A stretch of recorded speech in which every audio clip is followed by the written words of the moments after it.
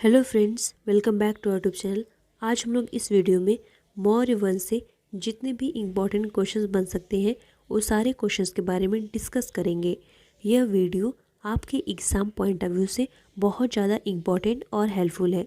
चलिए स्टार्ट करते हैं। क्वेश्चन हमारा क्या है, मौर्य वंश का संस्थापक था। तो मौर्य वंश का संस्थापक चंद्रगुप्त मौर्य को माना जाता है। मौर्य वंश की प्रचलित मुद्रा थी, तो पर्ण जो है मौर्य वंश की प्रचलित मुद्रा थी। सुदर्शन झील का निर्माण किसने करवाया? तो सुदर्शन झील का निर्माण चंद्रगुप्त मौर्य ने करवाया था। चंद्रगुप्त ने जैन धर्म की दीक्षा किससे ली थी? तो इन्होंने जैन धर्म की दीक्षा भद्रबाहु से ली थी। चंद्रगुप्त मौर्य के गुरु एवं महामंत्री कौन थे? तो चंद्रगुप्त मौर्य के गुरु और महामंत्री चाणक्य थे।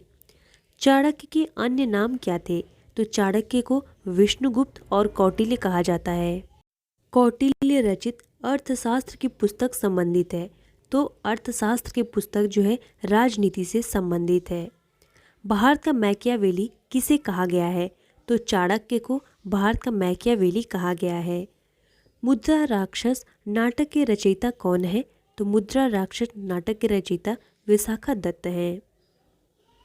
चंद्रगुप्त मौर्य के दरबार में आने वाला प्रसिद्ध यूनानी कौन था?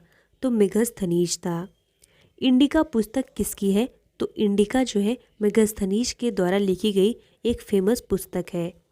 मेगस्थनीज था, तो मेगस्थनीज कौन था? सेल्यूकस निकेटर का सेनापति था। सेल्यूकस निकेटर को किसने पराजित किया था? सेल्यूकस निकेटर को चंद्रगुप्त मौर्य ने 305 ईस्वी पूर्व में पराजित किया था। चंद्रगुप्त मौर्य की मृत्यु हुई। तो चंद्रगुप्त मौर्य की मृत्यु 298 ईस्वी पूर्व में श्रवणबेलगोला कर्नाटक में हुई थी। श्रवणबेलगोला में गोमतेश्वर की विशाल प्रतिमा को किसने बनवाया था? तो चामुंडराय ने 943 ईस्वी पूर्व में बनवाया था। चंद्रगुप्त मौर्य का पुत्र या उत्तराधिकारी कौन था? तो बिंदुसार जो है चंद्रगुप्त मौर्य का पुत्र था। अमित्र घात के रूप में प्रसिद्ध था। तो अमित्र घात के रूप में बिंदुसार प्रसिद्ध था। डायमेकस भारत किसके समय पर आया? तो डायमेकस जो है बिंदुसार के समय में भारत आया था। बिंदुसार अनुयायी था। बिंदुसार किसका अनुयायी था? आजीवक संप्रदाय का अनुयायी था। बिंदुसार का पुत्र या उत्तराधिकारी कौन था? तो अशोक जो है बिंदुसार का पुत्र और उत्तराधिकारी था। अशोक मगध की गद्दी पर कब बैठा? तो 269 ईस्वी पूर्व में बैठा था। अशोक ने धर्म स्वीकार किया था। तो अशोक ने धर्म कलिंग युद्ध 261 ईस्वी पूर्व के बाद स्वीकार किया था। अशोक ने बौद्ध धर्म के प्रचार के लिए श्रीलंका किसे भेजा था? तो इन्होंने पुत्र महेंद्र और जो है पुत्री संघमित्रा को भेजा था। शिलालेखों का प्रचलन किसने प्रारंभ किया? अशोक ने शिलालेखों का प्रचलन प्रारंभ किया। शिलालेखों में प्रयुक्त भाषा थी, तो प्राकृतिक भाषा का जो है प्रयोग किया गया था। खरोष्ट लिपि लिखी जाती है, तो दाएं से बाएं खरोष्ट लिपि लिखी जाती है। ब्राह्मी लिपि लिखी जाती है, ब्राह्मी लिपि बाएं से दाएं लिखी जाती है। अशोक के शिलालेखों की खोज सर्वप्रथम किसने किया?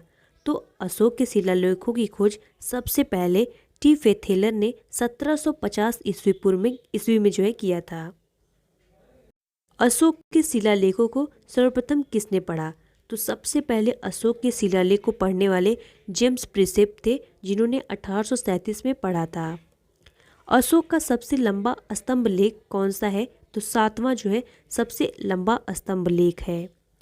अशोक का सबसे छोटा स्तंभ लेख कौन सा है? तो सबसे छोटा स्तंभ लेख जो है रुम्मिनदेई है।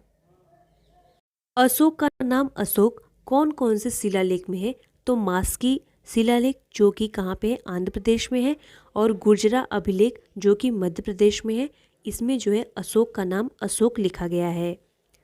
अभिलेखों में अशोक को कहा गया है, तो अभिलेखों में अशोक को देवनामप्रिय कहा गया है। अशोक ने स्वयं को मगध का सम्राट बताया, तो कौन से शिलालेख में बताया है? भाब्रू शिलालेख जो कि राजस्थान में है, इसमें उसने अपने आप को सम्राट बताया है।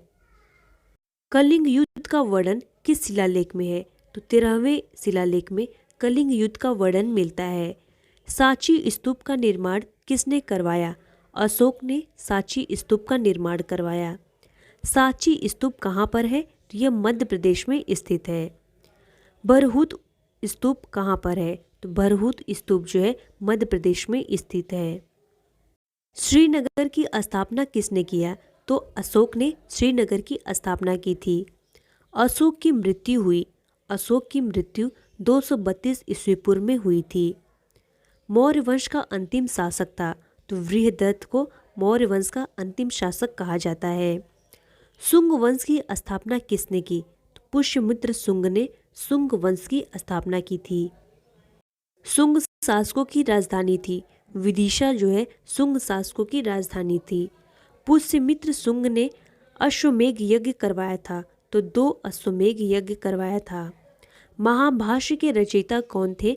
तो पतंजलि जो है महाभाष्य के रचयिता थे। शुंग वंश का अंतिम शासक कौन था? तो देवभूति जो है शुंग वंश का अंतिम शासक था। कण्व वंश का संस्थापक कौन था? वासुदेव कण्व वंश का संस्थापक था। कण्व वंश का अंतिम शासक कौन था? सुशर्मा जो है कण्व वंश का अंतिम शासक था। सातवाहन या आंध्र वंश का संस्थापक कौन था? सिमुक को जो है सातवाहन या आंध्र वंश का संस्थापक कहा जाता है। सातवाहन वंश का महानतम शासक कौन था? तो गौतमीपुत्र सातकर्णी को कहा जाता है। सीसा का सिक्का किसने चलाया? तो सातवाहन ने सीसे का सिक्का चलवाया। ब्राह्मणों को भूमि दान देने की परंपरा की शुरुआत किसने की? तो सातवाहन वंश ने की। सातवाहन वंश की भाषा क्या थी? तो इसकी भाषा जो है प्राकृत थी। सातवाहन वंश की लिपि क्या थी? तो इसकी लिपि ब्राह्मी लिपि थी। हाथी गुफा शिलालेख उत्कीर्ण करवाया था। तो किसने कराया था? कलिंग नरेश खारवेल ने करवाया था। भारत पर आक्रमण करने वाले विदेशी थे। तो कौन थे? हिंद यूनानी इंडो ग्रीक शासकों ने भारत पर आक्रमण किया था।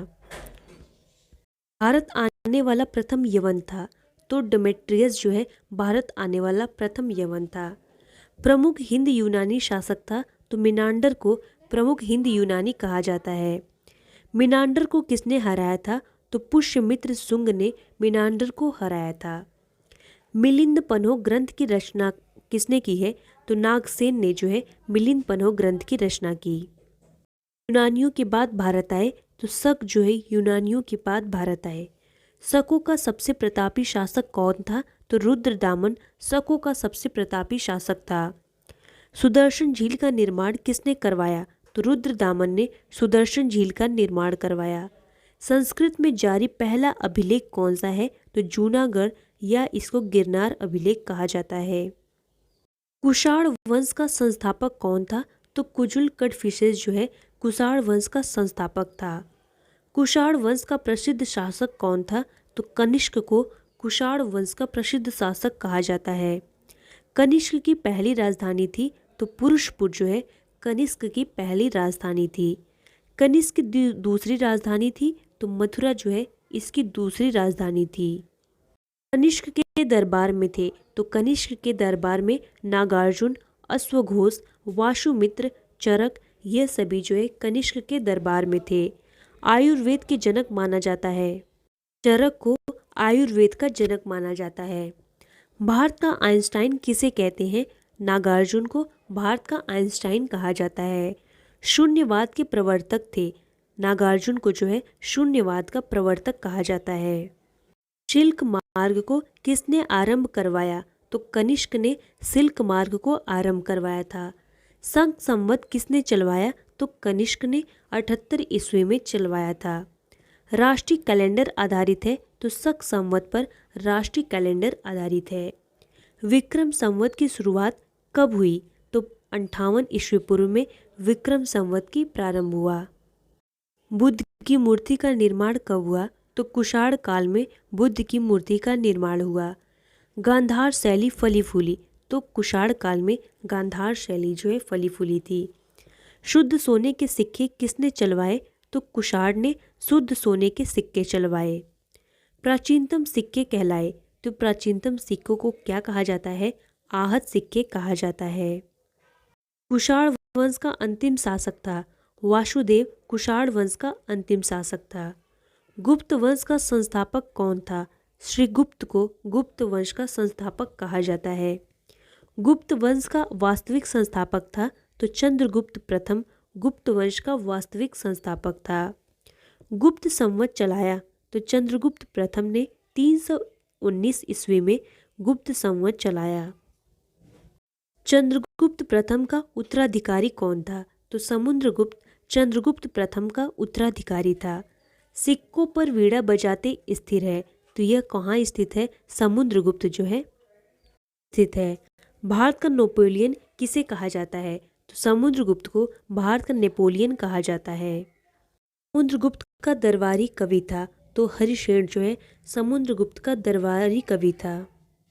प्रयाग प्रशस्ति लेख से जानकारी मिलती है, तो इससे जो है समुद्रगुप्त के संबंध में जानकारी मिलती है।